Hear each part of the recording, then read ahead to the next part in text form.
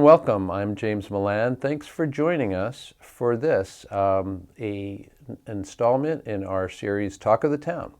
Talk of the Town has us talking to local town officials about the work that they do and their departments do. And we are happy today to be talking to Jennifer Raitt, who is our not so new planning director.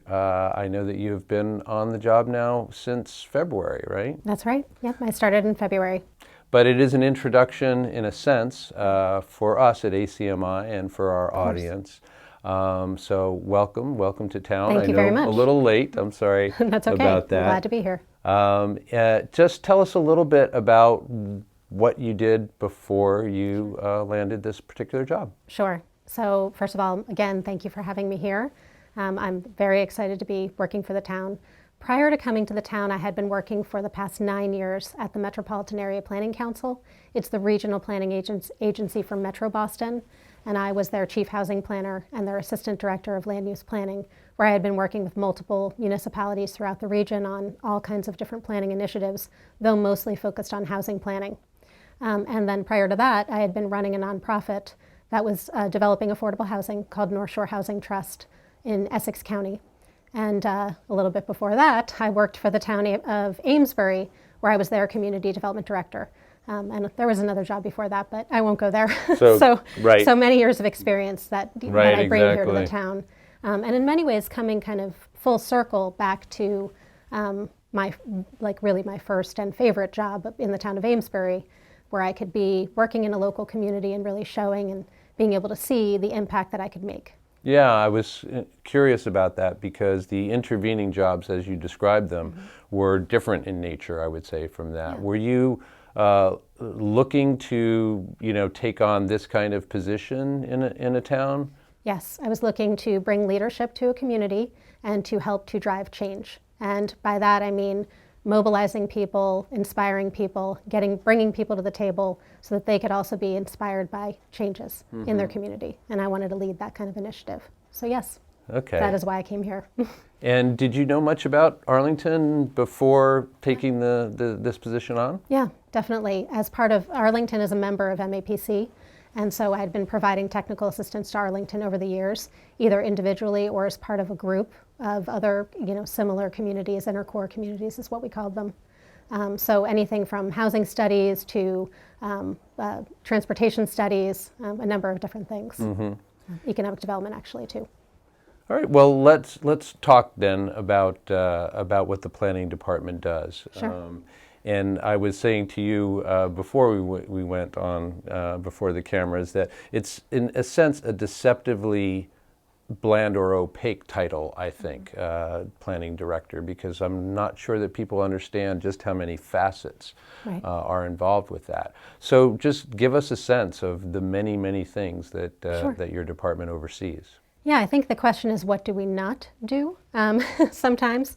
So it is planning and community development. We have a staff of people who do everything from planning, which is land use planning, zoning. So those two words probably are not that exciting either, I know. But I have to start there. That's right. So land use, zoning, housing, economic development, transportation. We also run programs that provide assistance to people who are living in single family up to 4-family homes through the weatherization program and the housing rehab program. So staff who are doing those things, and then also staff who manage the various buildings that come under the Arlington Redevelopment Board domain.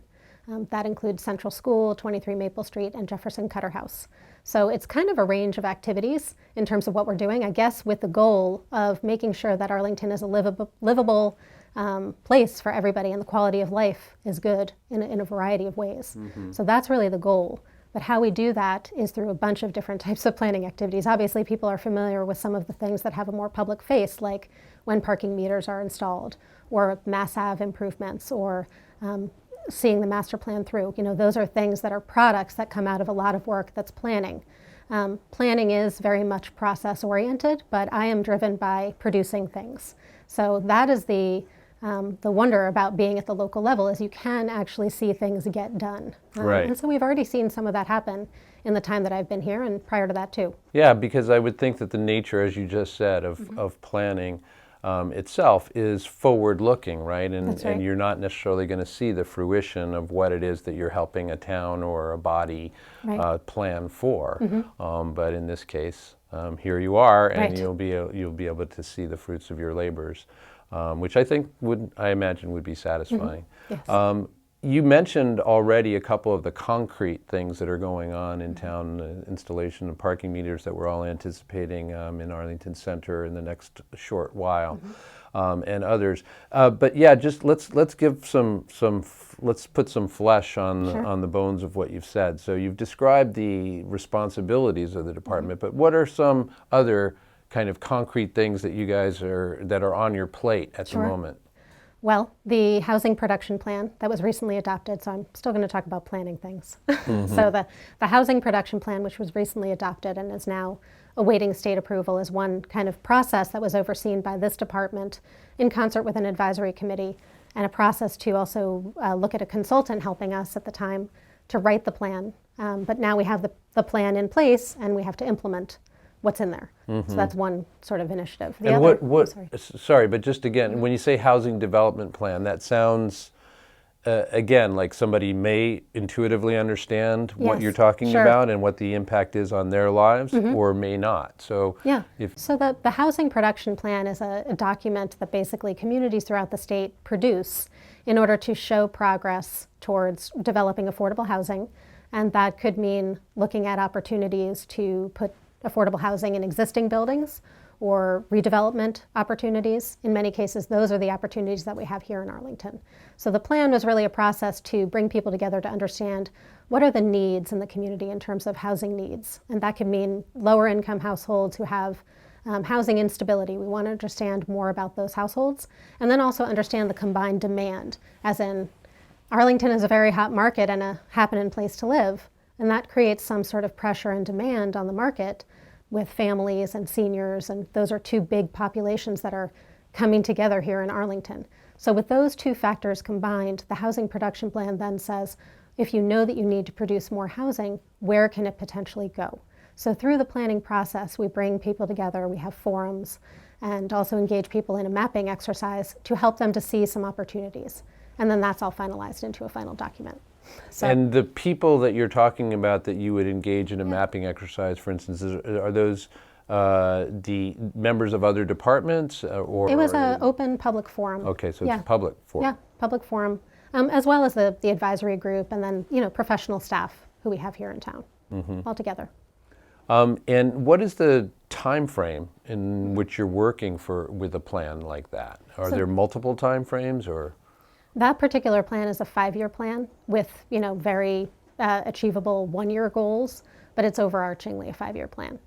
So Certainly, you've touched on a very hot topic there within the town, as you said. We're very well aware at ACMI of just what the promise and the pressures of how hot Arlington is as a community to move to, especially for young families. We've spent a lot of time talking about the impact on our school population, et cetera. And I know that people are always paying attention to that kind of thing. So that's certainly one thing that people are going to see the direct effect on their lives. What's something else that? So, and just to add on what you just said, so the Master Plan Implementation Committee is another committee that this department staffs, and as part of that, we're implementing a bunch of different things. Specifically, though, 4 things that I can talk about: zoning recodification. That means completely modernizing our existing zoning bylaw, making sure that it's usable, user-friendly. If I can interject, when you please. say modernizing, Yes. how old is the existing zoning plan? Well, it's not that old. It's 1975. So Well, that seems like a long. I mean, I'm teasing. I'm sorry. No one ever wants to talk about age, but yes, Right, it is an but- old document. yeah, certainly in But yes. terms of the evolution of Arlington, The last time 1975 it is was ages ago. significantly updated and amended was 1975. Prior to that, it was 1916. So, perhaps we're coming upon a time where we need to completely amend that zoning bylaw again. And there had been an audit conducted as part of the master plan process, which pointed to a number of, deficiencies within the existing zoning that make it challenging for developers, homeowners, all different users, including staff, to interpret and make good with that existing zoning bylaw. So we have a working group who's working on that, which is another committee that my group staffs. Then a sort of related group is residential study. And that's a group that was really a directive from a resolution of town meeting in the spring to pull together a group of people from diverse constituencies to have them have discussions about and try to address residential concerns about new development in existing neighborhoods, which I think kind of gets to a little bit about what you were talking about. So we have a group of people who've met about 4 times now and are continuing their work on a couple of key priority issues that they want to study and eventually make recommendations for amendments to the zoning bylaw. So. And how does that kind of thing impact? So when you were describing that just now, my thoughts went to in the area of Arlington that I live. I've noticed that there have been some plots of land in which there was a single house and now there are 2, and similar kinds of changes in that way. Is that the kind of thing that would be addressed with this? It may address things like that. I mean, that may have been by right. I don't know specifically, but right, obviously, if you're in a 2-family district, but some people are subdividing lots. There's also irregular lots that are being developed. But mostly the concern, I'd say primarily, not that that's not an important concern, but I'd say the primary concerns that have been raised are around building height, building massing, as in how a house fits on a lot, and then within the context of a neighborhood. Those are really the 2 big things. There are other things too, but I'd say those are the most prominent with this group. That makes sense. Yeah. So we're through 2 of the 4 things on your list, yes? That's right. The third one is historic and cultural resources. So as part of the master plan, they have a historic cultural resources areas element, and that the directives from that document basically say you need to have more people who are working on historic preservation in Arlington working together, which makes complete sense, number one. Number 2, part of that coordination then can help them to realize some opportunities. The big opportunity that the group is focused on is on updating the inventory.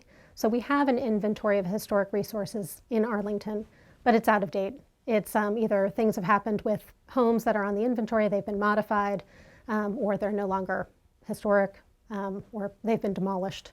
And then there's also conflicts between that inventory and the state's inventory. So part of the goal of the group is to potentially identify a funding source, and we've applied for CPA funds, and we're going to apply to state resources to basically update that inventory and make it something that people can use.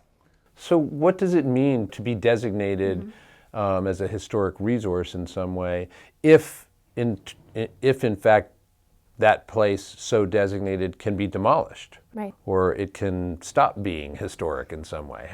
So I just thought that there was a protection involved with that. So, yeah, the protection may have expired. So we do have a demolition delay bylaw. It only delays it for so long. And then if there is not a place for that home to move to or to be repurposed or whatever it might be from as a directive from the Historical Commission or the Historic District Commission, then the property owner can do what they will. So the delay is only good for so long. Right. So that's something that we want to get to, but as a starting place, we need to know what exactly is on the inventory. Right, that makes a lot of sense, but it is interesting just for my own sense of it to be corrected.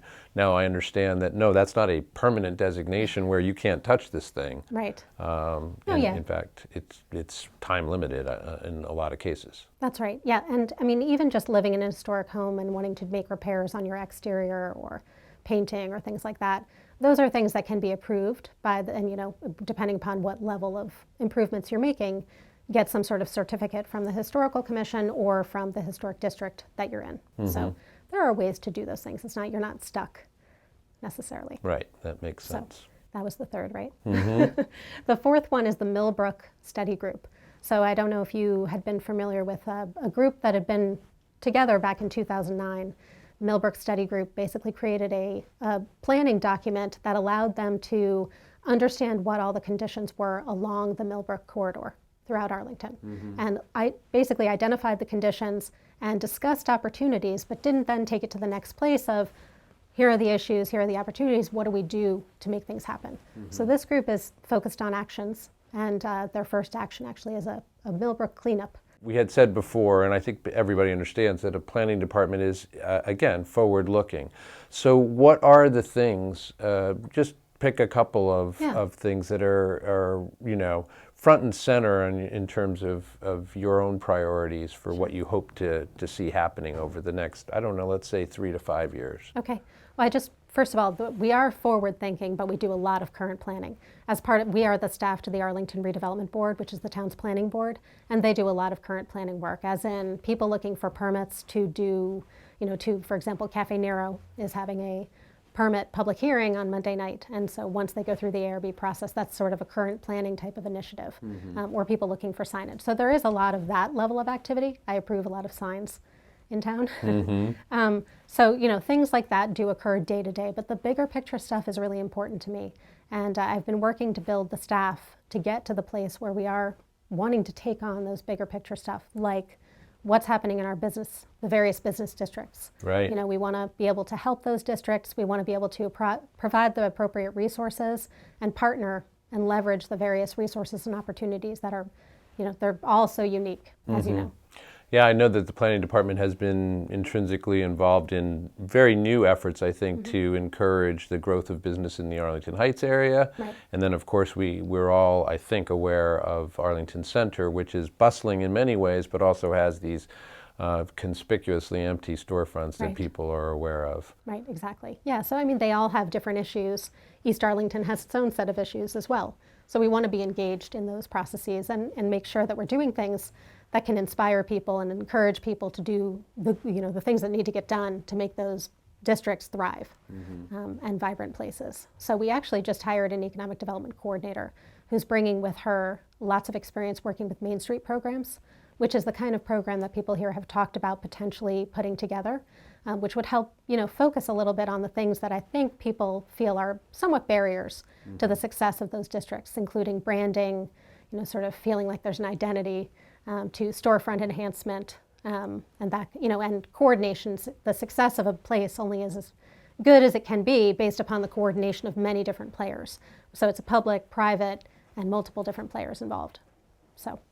I cannot imagine the planning department being able to function most effectively without coordinating with a number of other departments. Yes. So if you can just give us a couple of examples of the places in which your work intersects with the work of other departments. Sure.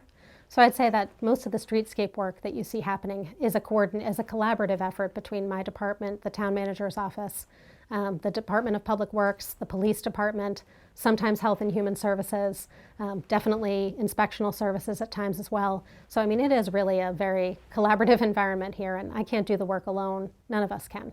So one last question, and it's more on the personal scale or personal level. Do you have personal goals for yourself that you would like to share with our audience in this job over the next while? Sure.